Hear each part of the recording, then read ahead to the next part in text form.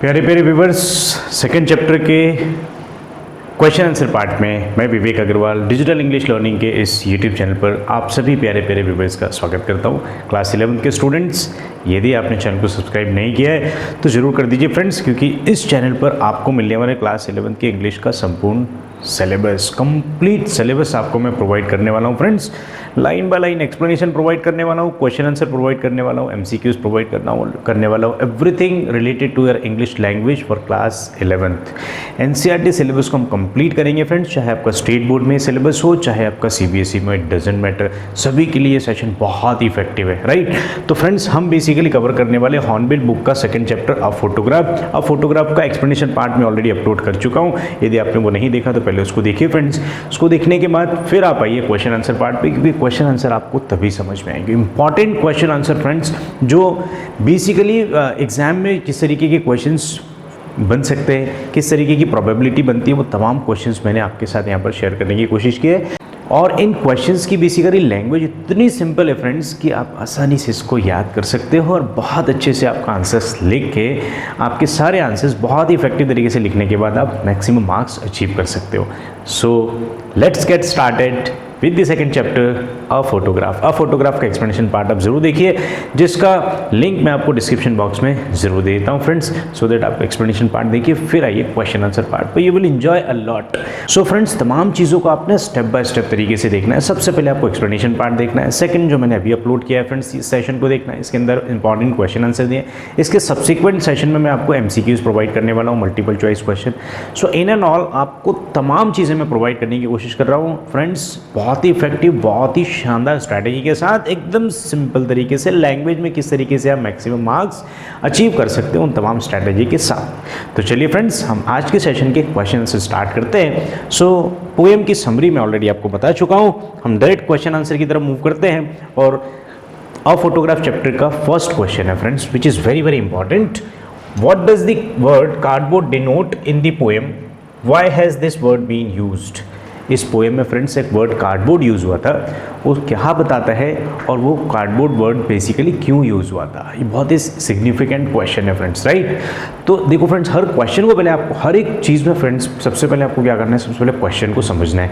If you are able to comprehend the question, you can write the answer.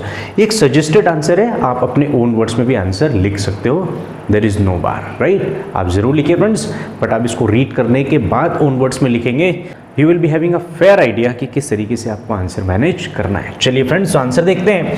The word cardboard has been used to represent that the photograph is many years old. So ये cardboard word जो है ना friends, ये basically photograph के बारे में क्या बताता है कि ये जो फोटोग्राफ है ना, ये बहुत पुरानी है, राइट।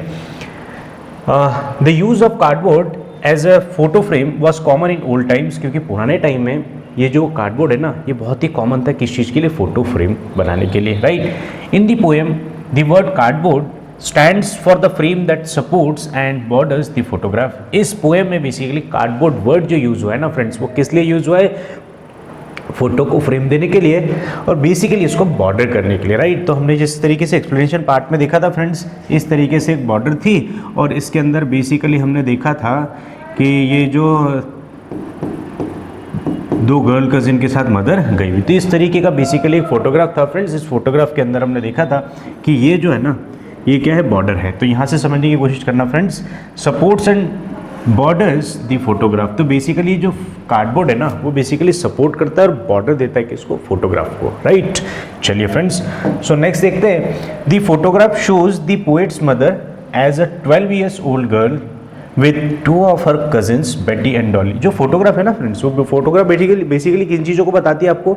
कि उसकी जो मदर थी ना, वो मदर कितने ईयर की है? 12 years की है, और वो अपनी 2 कजिन्स के साथ में, बेटी और डॉली के साथ में उनका फोटो कैप्चर किया हुआ है। आई होप आपको इतने सिंपल तरीके से आंसर समझ में आया होगा फ्रेंड्स। वन रीड में you can right your answer. एक बार की रीडिंग में आप बहुत इफेक्टिव तरीके से आंसर लिख सकते हो फ्रेंड्स। बहुत ही सिंपल लैंग्वेज में लिखा है, एकदम इफेक्टिव लैंग्वेज में, और आपको मैक्सिमम मार्क्स मिलेंगे फ्रेंड्स इस तरीके से यदि आप आंसर लिखते हो। ठीक, चलिए फ्रेंड्स, नेक्स्ट क्वेश्चन की तरफ मूव करते हैं। सो सेकंड क्वेश्चन क्या हो जाएगा आज का? What has the camera captured? So friend, short question answer writing के लिए बहुत ही इफेक्टिव क्वेश्चन है, बहुत ही सिंपल है। तो क्या क्वेश्चन हो जाएगा friends? What has the camera captured? कैमरे ने क्या कैप्चर किया था, किस चीज़ को कैद किया था? So the camera has captured a happy moment from the childhood days of the poet's mother. So basically camera ने किस चीज़ को कैप्चर किया था फ्रेंड्स, पोएट की मदर के चाइल्डहुड डेज को कैप्चर किया था, ठीक है। The photograph was taken when the poet's mother went to a beach holiday with two of her cousins Betty and Dolly. और बेसिकली फोटोग्राफ कब लिया गया था फ्रेंड्स, जब जो ऑथर है उनकी मदर उनकी 2 कजिन्स के साथ कहाँ गई थी फ्रेंड्स, बीच हॉलीडे पे गई थी। उस टाइम अंकल ने इसको कैप्चर किया था। The captured picture represents a preserved memory for the mother and the poet. तो बेसिकली जो कैप्चर पिक्चर है, जिस पिक्चर को इन्होंने कैप्चर किया था ना, ये बेसिकली रिप्रेजेंट मतलब बताती है, दर्शाती है, क्या दर्शाती है, a preserved memory for the mother and the poet. Basically picture क्या बताती है, मदर के लिए भी क्या है, मेमोरी है, और पोएट के लिए भी मेमोरी है। क्योंकि याद होगा आपको फ्रेंड्स, हमने जब एक्सप्लेनेशन पार्ट देखा था, सो पोएट की मदर 20-30 ईयर्स के बाद सेम फोटोग्राफ को देख के स्माइल करती है, लाफ करती है, राइट। सो एक पोएट की मदर के लिए वो मेमोरी हो गई। दूसरा पोएट के लिए मेमोरी क्या है फ्रेंड्स, कि पोएट की मदर अब नहीं है। उस फोटोग्राफ को देख के बेसिकली पोएट जो है अपनी मदर को रिकॉल करती है, याद करती है। इस तरीके से फ्रेंड्स आप सारे आंसर को यदि विजुअलाइज करेंगे ना, बिलीव मी फ्रेंड्स, आपको रटने की जरूरत ही नहीं है, इतने सिंपल तरीके से आप सारे क्वेश्चन कर पाएंगे, ठीक। और तमाम क्वेश्चन पूरा लिटरेचर पार्ट में आपको इसी अंदाज में कवर कराने वाला हूँ कि आप सिंपलेस्ट तरीके से लैंग्वेज को अक्वायर कर लोगे, और किस तरीके से आपको आंसर राइटिंग करना है वो स्ट्रैटेजी में मैं आपको बताने वाला हूँ। तो ये तो बेसिकली डिटेल पार्ट है फ्रेंड्स। एट लास्ट एग्जाम के पहले किस तरीके से स्ट्रैटेजाइज करना है, वो तमाम चीज़ें हम दिसंबर ऑनवर्ड्स स्टार्ट करने वाले हैं। अभी हम डिटेल पढ़ रहे हैं फ्रेंड्स, और दिसंबर ऑनवर्ड्स हम 1 शॉट रिवीजन करेंगे, इसमें मज़ा आ जाएगा फ्रेंड्स आपको, ताकि आप बहुत ही शानदार तरीके से आंसर लिख पाओ, ठीक। चलिए फ्रेंड्स, सो नेक्स्ट क्वेश्चन की तरफ मूव करते हैं। क्वेश्चन नंबर 3 है आज हमारा, What has not changed over the years? Does this suggest something to you? कई सालों से क्या चेंज नहीं हुआ है और ये आपको क्या सजेस्ट करता है, ठीक। इस तरीके से क्वेश्चन है, बहुत ही सिंपल आंसर है friends. So the sea has not changed over the years. कई सालों से क्या चेंज नहीं हुआ है, समंदर चेंज नहीं हुआ है। This suggest a sharp contrast to the mortal human life. ये क्या बताता है फ्रेंड्स, ये मॉर्टल ह्यूमन लाइफ के बारे में कुछ बताता है। क्या बताता है कि ह्यूमन लाइफ क्या है, मॉर्टल है, मतलब अमर नहीं है, राइट। ह्यूमन लाइफ कैसी है, ट्रांजिटरी है, फॉर अ टाइम बीइंग है, कुछ समय के लिए, right. Human life is transitory where as the sea symbolises permanence, immortality and eternity. So human life है वो बेसिकली क्या है friends, for a short period of time. लेकिन ये ट्रांजिटरी वर्ड जो है ना फ्रेंड्स, बेसिकली इसका मतलब क्या होगा, for a shorter period of time. So human life कैसी है, ट्रांजिटरी है, बहुत कम समय के लिए। Where is the sea symbolizes, जबकि सी समंदर क्या बताता है फ्रेंड्स, परमानेंस, मतलब वो क्या है, परमानेंट है। इमॉर्टैलिटी मतलब वो अमर है, एंड इटर्निटी मतलब वो अनंत है। So is the idea clear friends. So क्या चेंज नहीं होता है, समंदर चेंज नहीं होता है, क्योंकि समंदर क्या है, अनंत है, समंदर का कोई खत्म ही नहीं हो सकता कभी, राइट। इस तरीके का आंसर आपको मैनेज करना है फ्रेंड्स। चलिए नेक्स्ट क्वेश्चन की तरफ मूव करते हैं। तो आज का हमारा 4th क्वेश्चन है, the poet's mother laughed eight the snapshot, what did this laugh indicate. Poet की मदर फोटोग्राफ को, स्नैपशॉट को देखकर लाफ करती, हंसती है। ये लाफ बेसिकली किस चीज को इंडिकेट करती है, ये क्वेश्चन है फ्रेंड्स। देखिए कितना सिंपल लैंग्वेज में आंसर आपको लिखा है, the poet's mother laughed while recalling a moment of her past captured in the photograph. जो पोएट की मदर है बेसिकली रिकॉल करती है, याद करती है अपनी पास्ट को, जो बेसिकली पास्ट का एक मोमेंट था। वो मोमेंट बेसिकली किस चीज़ में कैप्चर किया हुआ था फ्रेंड्स, फोटोग्राफ में। आगे देखते हैं फ्रेंड्स।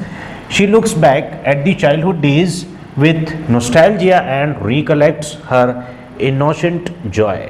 बेसिकली वो क्या करती है फ्रेंड्स, जब वो फोटोग्राफ को देखती है ना, तो वो अपने चाइल्डहुड डेज को याद करती है। चाइल्डहुड डेज को मतलब पुराने दिनों को याद करती है। पुराने दिनों को याद करने के लिए there is a word, that word is nostalgia. और जब मैंने पोएम एक्सप्लेन किया था फ्रेंड्स आपको, तो नॉस्टैल्जिया वर्ड को बहुत डिटेल में बताया था। पास्ट की मेमोरीज को याद करना, अच्छी अच्छी मेमोरीज जो पास्ट की होती है उसको याद करना, उनमें खो जाना, that is nostalgia. And recollects her innocent joy, और फिर से वो याद करती है किस चीज़ को, इनोसेंट जॉय को, जो केयर फ्री जॉय बेसिकली जो एंजॉय करते हुए वो आ रहे थे कहाँ पर, बीच हॉलीडेज पर, राइट। सो लुकिंग, नेक्स्ट क्या है, looking at the picture years later brings in her mind the fond memories. So उस पिक्चर को बहुत सालों बाद जब देखती है ना फ्रेंड्स वो बेसिकली उनको क्या याद आता है फ्रेंड्स, फॉन्ड मेमोरीज, मतलब उनकी जो पुरानी शानदार यादें थी ना, वो यादें उनको याद आ जाती है। कौन सी यादें थी फ्रेंड्स, बीच हॉलीडे पे किस तरीके से वो एंजॉय कर रही थी अपनी 2 कजिन्स के साथ, बेटी एंड डॉली के साथ, राइट। चलिए फ्रेंड्स आगे देखते हैं। So she laughs at the way they were dressed up for the beach holiday. और बेसिकली पोएट की मदर जो है ना वो हंसती है बेटी और डॉली को किस तरीके से उनके पेरेंट्स ने जो है वो ड्रेस पहना के भेजा था, उसकी ड्रेस को देखकर वो हंसती है। और यही तो था फ्रेंड्स पूरी पोएम में। और बेसिकली आप देखो 20 से 30 साल बाद आप अपनी खुद की फोटो भी देखोगे ना, you will laugh like anything. 20 साल बाद अपनी फोटो को देखना friends, you will remember this day कि हाँ यार 20 साल बाद तो हम कैसे दिखते थे, हमें ही हंसी आ रही है, राइट। तो इस तरीके से फ्रेंड्स पोएट भी हंसती है अपनी दोनों कजिन के कपड़ों के ऊपर कि किस तरीके की ड्रेसेस उन्होंने पहनी है, क्योंकि इस पिक्चर को बेसिकली फ्रेंड्स पोएट की मदर कब देख रही है, 20 से 30 साल बाद। Is the idea clear? So यहाँ पर था क्या friends, the poet's mother laughs at the snapshot, what did this laugh indicate? Clear है फ्रेंड्स? तो इस तरीके से आपको इसका आंसर मैनेज करना है। Let's move to the question number 5th। What is the meaning of the line both Roy with the labored ease of loss? very important friends, बहुत ही शानदार। इस तरीके की लाइन आपको एग्जाम पेपर में लिखने को आएगी फ्रेंड्स, और इसका एक्सप्लेनेशन पार्ट आपको लिखना पड़ेगा। सो आप याद करो जो मैं एक्सप्लेन कर रहा था आपको फ्रेंड्स, रॉय वर्ड का मीनिंग मैंने आपको एक्सप्लेन किया था, लेबर्ड ईज ऑफ लॉस का मीनिंग भी मैंने आपको एक्सप्लेन किया था, राइट। तो किस तरीके से आपको आंसर फॉर्मुलेट करना है that I will suggest you. और कितनी सिंपल लैंग्वेज में मैंने इसको लिखने की कोशिश की friends, try to understand. By both Roy with the labored ease of loss, the poet means that। इस लाइन से पोएट का मतलब है कि, क्या मतलब है, both she and her mother. अब यहाँ पर शी कौन है फ्रेंड्स, पोएट, हर मदर और पोएट की मदर। सो पोएट और पोएट की mother have accepted the pain of losing something precious. So basically दोनों ने ही एक्सेप्ट कर लिया है, किसने, पोएट ने और पोएट की मदर ने, दोनों ने ही एक्सेप्ट कर लिया किस चीज़ को, pain of losing something precious, उस दर्द को जिस दर्द की वजह से कुछ प्रीशियस चीज़ जब हमसे दूर हो जाती है ना, हम उस चीज़ को कैसे एक्सेप्ट करते हैं फ्रेंड्स, उस फीलिंग के साथ आप सोच के देखना। इस तरीके से दोनों ने ही उस पेन को क्या कर लिया, एक्सेप्ट कर लिया, राइट। चलिए, for the poet's mother, poet की मदर के लिए क्या था friends, it was the loss of her care free childhood. Poet की मदर ने क्या एक्सेप्ट कर लिया फ्रेंड्स, उनका केयर फ्री जो चाइल्डहुड था उस चीज़ को, ठीक। And for the poet it is the loss of her mother, और पोएट के लिए बेसिकली पोएट की मदर अब नहीं है, उस चीज़ को उन्होंने क्या कर लिया, एक्सेप्ट कर लिया। दोनों चीज़ को समझना फ्रेंड्स, पोएट की मदर ने उनके चाइल्डहुड डेज का जो इन्जॉय था, जो जॉय उन्होंने किया था, जो मस्ती की थी, अब वो नहीं कर पा रहे, उस चीज़ को एक्सेप्ट कर लिया, उन्होंने उस दुख को एक्सेप्ट कर लिया। और पोएट ने बेसिकली उनकी अब मदर नहीं है, उनकी मदर के नहीं होने को एक्सेप्ट कर लिया, विच इज़ वेरी हार्ड फ्रेंड्स, बहुत मुश्किल होता है, ठीक। The phrase suggest a bittersweet acceptance of this inevitable loss। और ये जो फ्रेज है ना फ्रेंड्स,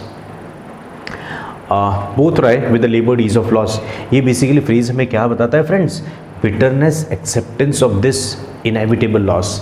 एक ऐसा लॉस जिसको आपको एक्सेप्ट करना ही है, ना चाहकर भी एक्सेप्ट करना है, बेसिकली क्या बताता है friends, bitter sweet, clear, bitter sweet, clear है। तो इस तरीके से फ्रेंड्स आप इनके आंसर लिख सकते हो। Is the idea clear? So let's move to the next question, और नेक्स्ट क्वेश्चन की तरफ हम चलते हैं friends. What does this circumstance refers to? ये जो सर्कमस्टांस का मतलब क्या होगा फ्रेंड्स, ये स्थिति, ये सिचुएशन हमें क्या बताती है, क्या बताती है, किस कॉन्टेक्स्ट में लिखा था friends. So this circumstance refers to the poet's current situation of being left alone after her mother's death. तो ये जो सिचुएशन थी ना फ्रेंड्स, ये पोएट की सिचुएशन थी, जिस सिचुएशन में पोएट की मदर उनके साथ नहीं है। The poet's mother is no more, ये उस सर्कमस्टेंस, उस सिचुएशन की बात हो रही है, right. It highlights the sense of loss and mourning that the poet feels as she reflects on her mother's absence and the memories captured in the photograph. और basically यहाँ पर पोएट जो है ना वो क्या बताती है फ्रेंड्स, इट हाईलाइट्स, मतलब ये चीज़ें जो है ना, ये जो सिचुएशन सर्कमस्टेंस है, ये हाईलाइट करती है किस चीज़ को, सेंस ऑफ लॉस, किसी चीज़ को खोने का जो सेंस है ना फ्रेंड, जो खोता है वही जानता है।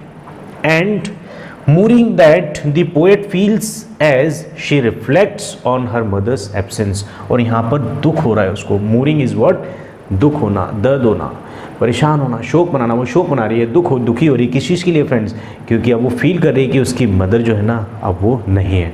मदर्स एब्सेंस मतलब मदर अब नहीं है, उस चीज़ को वो क्या कर रही है फ्रेंड्स, फील कर रही है। And the memories captured in the photograph, और दूसरा क्या, जो मेमोरी कैप्चर की हुई है, राइट। तो ये कंप्लीट सिचुएशन क्या बताती है फ्रेंड्स, पोएट को ये रिफ्लेक्ट कराती है, पोएट को बेसिकली रियलाइज़ कराती है कि किस तरीके से वो उनकी मदर नहीं है और इस चीज़ को उनको क्या करना है, एक्सेप्ट करना है, न चाह कर भी एक्सेप्ट करना है। So what does this circumstance refers to का आंसर क्लियर है? चलो फ्रेंड्स फटाफट लाइक कर दो यदि समझ में आ रहा है तो। चलिए नेक्स्ट क्वेश्चन की तरफ मूव करते हैं। It is very very important क्योंकि इसके अंदर पूरी पोएम का सहारा है। तो फ्रेंड्स ये क्वेश्चन दो तरीके से आपसे पूछ सकते हैं। एक तो आपको पूछ सकते हैं 3 स्ट्रैंजास डिपिक्ट, एक तो स्ट्रैंजा करके पूछ सकते हैं फ्रेंड्स, राइट, फर्स्ट। दूसरा फेजेस पूछ सकते हैं, first phase, second phase, 3 phase, what are the 3 phase. तो उस तरीके से भी इस आंसर क्वेश्चन को फॉर्मुलेट कर सकते हैं, पूछ सकते हैं। सो डोंट गेट कंफ्यूज्ड, यहाँ पर स्ट्रैंजा आता है या फ्रेज आता है, the answer will remain the same. यदि स्ट्रैंजा आता है तो हम यहाँ पर स्ट्रैंजा लिखोगे, फर्स्ट, सेकंड, थर्ड। यदि यहाँ पर फेज आता है so first phase, second phase, third phase. इस तरीके से आप पॉइंट्स बना के आंसर लिखना फ्रेंड्स, बिलीव मी आपको मैक्सिमम मार्क्स मिलेंगे। चलिए फ्रेंड्स आंसर देखते हैं क्या होगा। दी फर्स्ट स्ट्रैंजा, पहले हम क्वेश्चन समझ लेते क्या। The 3 stanzas depict 3 different phases, what are they. ये जो 3 स्ट्रैंजाज है ना, 3 डिफरेंट फेजेस को बताते हैं, वो तीनों फेज क्या है। So the first stanza refers to the childhood days of the poet's mother when she was 12 years old or so. This stanza depicts a photograph of her mother when she went for a beach holiday with her 2 cousins and uncle, ठीक। So basically पहला स्ट्रैंजा क्या बताता है friends, poet की mother का childhood बताता है, जब वो कितने ईयर की थी, when she was 12 years old, right. और वो बेसिकली क्या बताता है फ्रेंड्स, एक फोटोग्राफ है किनकी, उनकी मदर की, और वो उनकी मदर जो है अपनी कज़िन्स के साथ कहाँ पर गई थी फ्रेंड्स, बीच हॉलीडे गई थी कज़िन्स और अंकल के साथ। कहाँ पर गई थी वो, बीच हॉलीडे पे। Is the idea clear? This is about the first stanza. So let's move to the second one. The second stanza refers to the poet's childhood days when her mother had become an adult. It depicts her mother recalling her childhood days while looking at the old photograph of hers. So second स्ट्रैंजा क्या बताता है friends, poet's childhood days when her mother had become an adult. Poet का childhood ही है लेकिन poet की mother का adult है, ठीक। तो वो फेज बताता है friends. It depicts her mother recalling her childhood days while looking at the old photograph. और बेसिकली ये इसमें हमने डिस्कस किया था कि किस तरीके से मदर ने उनकी ओल्ड फोटोग्राफ को देखकर रिकॉल किए थे, मतलब याद किए थे अपने पुराने दिनों को, ठीक। किन दिनों को फ्रेंड्स, जो हमने डिस्कस किया था फर्स्ट पैराग्राफ में, जिसके अंदर उन्होंने इस फोटोग्राफ को देख के क्या याद किया था कि किस तरीके से वो बीच हॉलीडे पर गए थे। Is the idea clear? This is about the second stanza. Let's move to the third one. In the last stanza और in the third stanza the poet's adult life is described in which her mother is not with her any more. जो third phrase है ना friends, third phase में या third स्ट्रैंजा में basically बताया है जब पोएट की मदर उनके साथ नहीं है, राइट। और बेसिकली क्या है फ्रेंड्स, अब पोएट की एडल्ट लाइफ को बताया है, पोएट बड़ी हो गई अब और पोएट की मदर अब उनके साथ नहीं है, right. She has been dead for almost 12 years. और बेसिकली ये यहाँ पर थर्ड स्ट्रैंजा में क्या बताया कि पोएट की मदर जो है ना, उनको उनकी डेथ को बेसिकली कितना टाइम हो गया फ्रेंड्स, 12 ईयर्स, 12 साल हो गए, ठीक। This stanza depicts the poet's looking at the same photograph and recollecting her mother's laughter. और बेसिकली क्या बताता है फ्रेंड्स, इस बार पोएट की मदर फोटोग्राफ को नहीं देख रही है, थर्ड स्ट्रैंजा में बेसिकली पोएट फोटोग्राफ को देख रही है और वो रिकलेक्ट मतलब याद कर रही है पोएट की मदर के बीच हॉलीडे को, पोएट की मदर की स्माइल को, पोएट की मदर की लाफ को, ठीक। वो बेसिकली यहाँ पर थर्ड स्ट्रैंजा में बताया friends. The loss of her mother puts her in grief. Basically grief का मतलब क्या होता है फ्रेंड्स, सॉरो या दुख। So loss of her mother puts her in grief. जो मदर का लॉस है ना फ्रेंड्स, वो उनको क्या कर देता है फ्रेंड्स, बहुत दुखी कर देता है, बहुत दुखी कर देता है। मदर का loss you can connect friends, किस तरीके से, कितना इमोशनल और कितना टचिंग टाइम वो होता है, ठीक। कितना पेनफुल वो टाइम होगा when she was accepting her mother's death. She has no words to describe the terrible pain of her mother's death. और वो यहाँ पर उसके पास कोई वर्ड्स नहीं है ये डिस्क्राइब करने के लिए कि किस तरीके का दर्द उनको हो रहा है, कितना दुखी हो रही है वो उनकी अपनी मदर की डेथ के बाद। तो इस तरीके से फ्रेंड्स आपको इसका आंसर मैनेज करना है। I hope the idea is clear. So let's move to the last question and the last question is question number 8। Explain it silences. So friends ये हमने लास्ट पैराग्राफ, लास्ट लाइन हमने basically इस poem की last line है friends. It's silence silences. बहुत important friends, बहुत ही painful time था ये जब हमने इसको डिस्कस किया था, ठीक। बहुत ही क्रिटिकल सिचुएशन में बेसिकली यहाँ पर मदर ऑथर बेसिकली बहुत ही क्रिटिकल सिचुएशन में थी when she was explaining this, right. बहुत ही इमोशनल, बहुत ही टचिंग पोएम है फ्रेंड्स। पोएट ने अपनी मदर के बारे में इसको लिखा है, और किसी की मदर जब नहीं होती उसके पेन को जो रिफ्लेक्ट करते हैं, लिखते हैं friends. It requires lots and lots of patience, lots and lots of sorrow. बहुत दर्द होता है, बहुत दुख होता है फ्रेंड्स। देखते हैं क्या बोलते हैं। It explain it's silence silences. So the poet sees its silences to express the profound impact of the photograph on her। और बेसिकली यहाँ पर पोएट क्या बताती है फ्रेंड्स कि किस तरीके से उनकी फ़ोटोग्राफ का, उनकी मदर की और उनके दो कजिन्स की जो फोटोग्राफ थी ना, उस फोटोग्राफ का इम्पैक्ट पोएट के ऊपर किस तरीके से होता है वो बताते हैं friends. The stillness of the photograph capturing a moment from the past evokes a deep silence in the poet। Basically past में एक फ़ोटोग्राफ लिया था किसका, पोएट की मदर का। वो फोटोग्राफ बेसिकली जब पोएट देखती है तो किस तरीके का साइलेंस छा जाता है। क्यों छा जाता है फ्रेंड्स? क्योंकि उनकी मदर अब जिंदा नहीं है, ठीक। This silence is a heart breaking reminder of her mother's absence and the passage of time. तो बेसिकली समय के साथ किस तरीके से उनकी मदर की डेथ हो जाती है, उस चीज़ को बेसिकली पोएट क्या करती है, एक्सेप्ट करती है। और उस चीज़ को एक्सेप्ट करने के बाद पोएट के पास कहने के लिए कुछ नहीं होता फ्रेंड्स। इट्स साइलेंस है, सिर्फ और सिर्फ क्या है, चुप्पी है।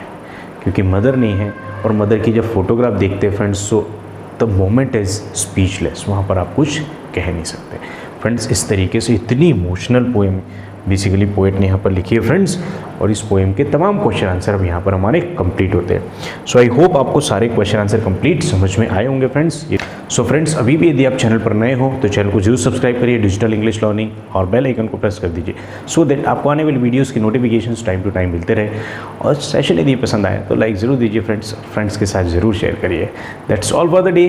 बहुत जल्दी हम नेक्स्ट लेक्चर स्टार्ट करने वाले हैं, और नेक्स्ट चैप्टर में मैं आपको एक्सप्लेन करने वाला हूँ chapter number 3, we are not afraid to die if can all be together. हमें मरने से डर नहीं लगेगा यदि हम सभी साथ हैं। इस चैप्टर का एक्सप्लेनेशन पार्ट मैं नेक्स्ट वीडियोस में शेयर करने वाला हूँ फ्रेंड्स। तब तक के लिए आप क्वेश्चन आंसर याद करते रहिए, प्रॉपर प्रिपरेशन करते रहिए friends. Right from the beginning, शुरुआत से एक्सप्लेन कर रहा हूँ फ्रेंड्स, डिटेल में लर्न करिए। दिसंबर ऑनवर्ड हम सारा रिविजन कर लेंगे, ठीक। That's all, thank you, see you all very soon in the next video. तब तक के लिए टाटा, बाय बाय।